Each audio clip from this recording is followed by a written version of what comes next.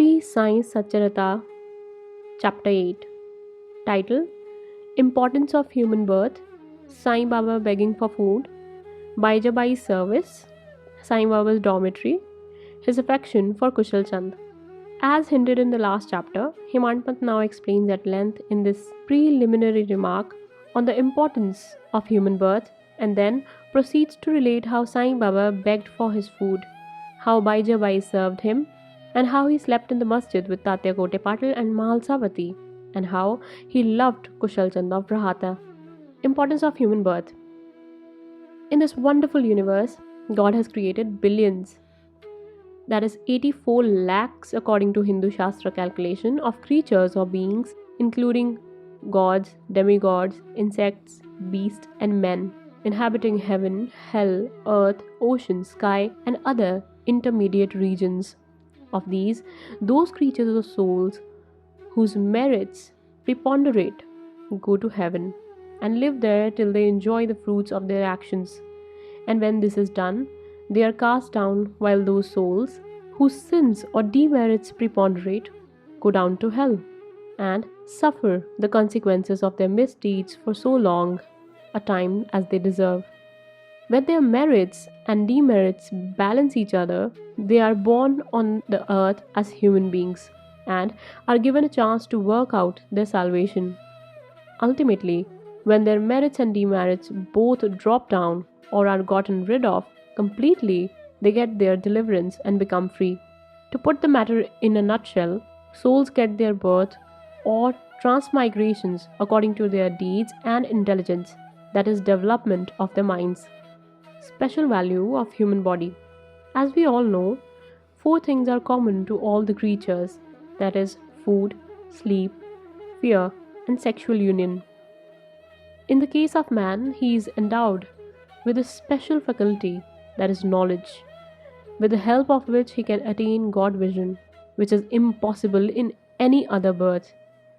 It is for this reason that God envy man's fortune and aspire to be born as man on earth, so as to get their final deliverance. Some say that there is nothing worse than the human body, which is full of filth, mucus, phlegm, and dirt, and which is subject to decay, disease, and death.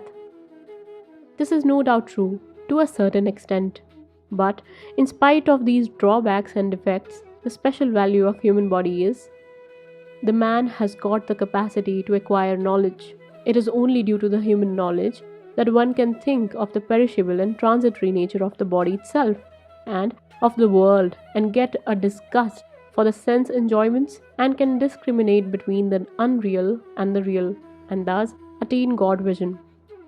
So, if we reject or neglect the body because it's filthy, we lose the chance of God vision. And if we fondle it and run after sense enjoyments because it is precious, we go to hell.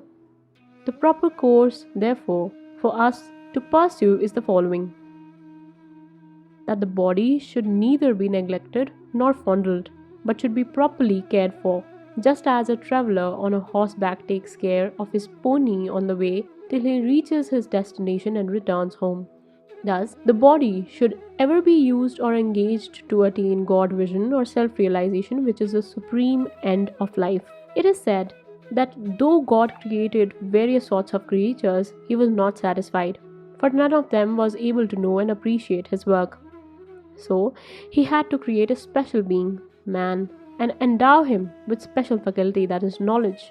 When he saw that man was able to appreciate his Leela, that is marvelous work and intelligence, he was highly pleased and satisfied.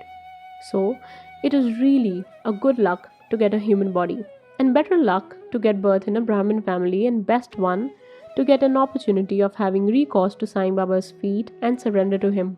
Man's endeavor. Realizing how precious the human life is, and knowing the death is certain and may snatch us at any time, we should ever be alert to achieve the objective of our life. We should not make the least delay, but make every possible haste to gain our object.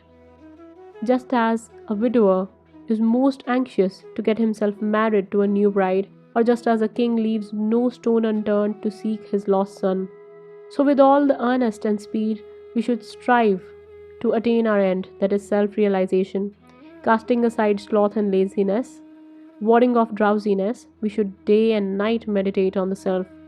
If we fail to do this, we reduce ourselves to the level of beasts. How to proceed? The most effective and speedy way to gain our object is to approach a worthy saint or a sage, that is Sadguru, who has himself attained God vision. What cannot be achieved by hearing religious lectures and study of religious works is easily obtained in the company of such worthy souls. Just as the sun alone gives light, which all the stars put together cannot do, so the Sadguru alone imparts spiritual wisdom, which all the sacred books and sermons cannot infuse. His movements and simple talks give us silent advice. The virtues of forgiveness, calmness, disinterestedness, charity, benevolence, control of mind and body, egolessness, etc., are observed by the disciples as they are being practiced in such a pure and holy company.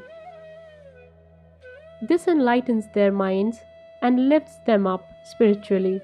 Sai Baba was such a sage or Sadguru. Though he acted as a fakir, that is mendicant, he was always engrossed in self. He always loved all beings in whom he saw God or divinity. By pleasures, he was not elated. He was not depressed by misfortunes. A king and a pauper were the same to him. He, whose glance would turn a beggar into a king, used to beg his food from door to door in Shirdi, and let us now see how he did it. Baba begging for food. Blessed are the people of Shirdi, in front of whose houses Baba stood as a beggar and called out, "O Lassi, give me a piece of bread," and spread out his hand to receive the same. In one hand he carried a tumbril, that is tin pot, and in the other a zoli or a chopadri, that is a rectangular piece of cloth. He daily visited certain houses and went from door to door. Liquid or semi-liquid things such as soup, vegetables, milk or buttermilk were received in a tin pot, while cooked rice, bread, and such solid things were taken in the zoli. Baba's tongue knew no taste, as he had acquired control over it. So how could he care for the taste of the different things collected together? Whatever things he got in his zoli and in the tin pot were mixed together and partaken by Baba to his heart's content.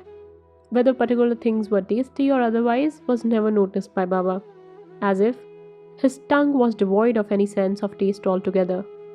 Baba begged till noon, but his begging was very irregular. Some days he went a few rounds, on the other days up to 12 noon. The food thus collected was thrown in a kundi, that is earthen pot.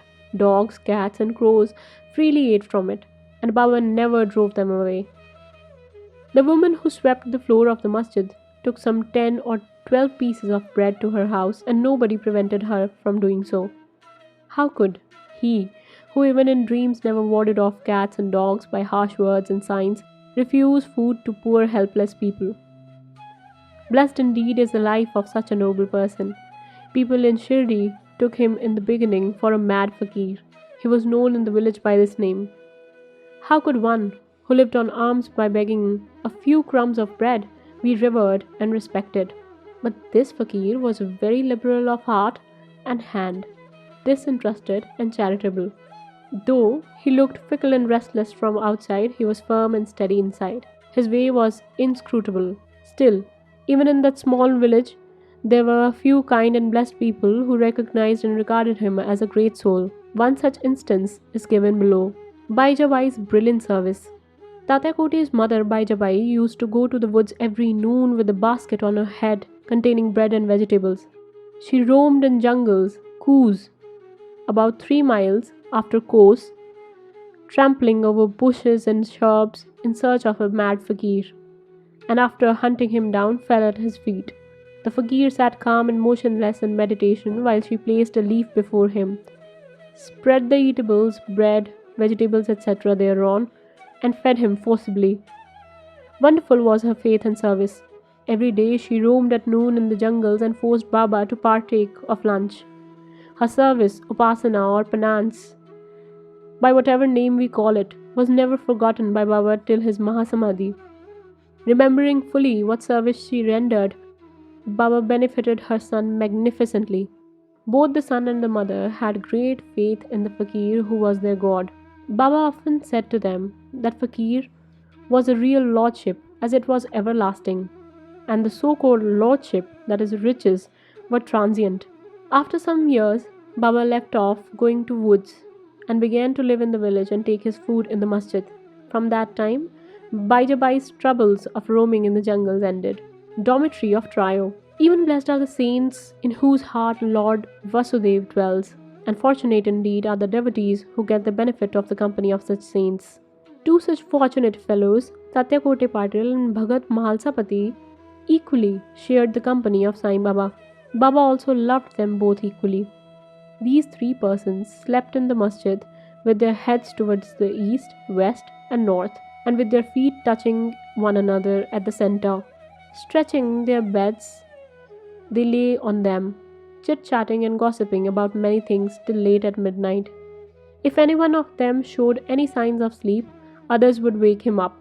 For instance, if Tatya began to snore, Baba at once got up and shook him from side to side and pressed his head. If it was Mahalsapati, he hugged him close and stroked his legs and kneaded his back. In this way, for full 14 years, Tatya, leaving his parents' home, slept in the masjid on the account of his love for Baba. How happy and never to be forgotten were those days. How to measure that love and how to value the grace of Baba. After the passing away of his father, Tatya took charge of the household affairs and began to sleep at home. Khushalchand of Rahata. Baba loved Ganpat Kote Patil of Shirdi. He equally loved Chandrabhan Sheth Marwadi of Rahata. After the demise of the Sheth, Baba loved his nephew Khushalchand equally, or even perhaps more, and watched his welfare day and night, sometimes in the bullock cart, at other times in the tanga with intimate friends. Baba went to Rahata. People of the village came out with band and music and received Baba at the west or the gate of the village and prostrated before him. Then he was taken into the village with a great pomp and ceremony. Khushalchand took Baba to his house, seated him on a comfortable seat and gave him a good lunch. Then they talked freely and merrily for some time, after which Baba returned to Shirdi, giving delight and blessing to all. Shirdi is midway between and equidistant from Rahata on one side, that is south, and Neemgaon on the other, which is in the north. Baba never went beyond these places during his lifetime. He never saw any railway train nor travelled by it. Still, he knew exactly the timing of the arrival and departure of all trains. Devotees who acted according to Baba's instructions regarding their departure, which were given by him at the time of taking his leave, fared well, while those who disregarded them suffered many a mishap and accident. Much about this and other matters will be told in the next chapter. Note: an incident given in the footnote at the end of this chapter showing Baba's love for Khushalchand, how he asked one afternoon Kaka Sahib Dikshit to go to Rahata and fetch Khushalchand to him, and at the same time appeared before Khushalchand in his noon nap asking him to come to Shirdi, is not given here as it is described in the body of the book Sai Satcharita later on in chapter 30. Bow to Shri Sai. Peace be to all. Om Sai Ram.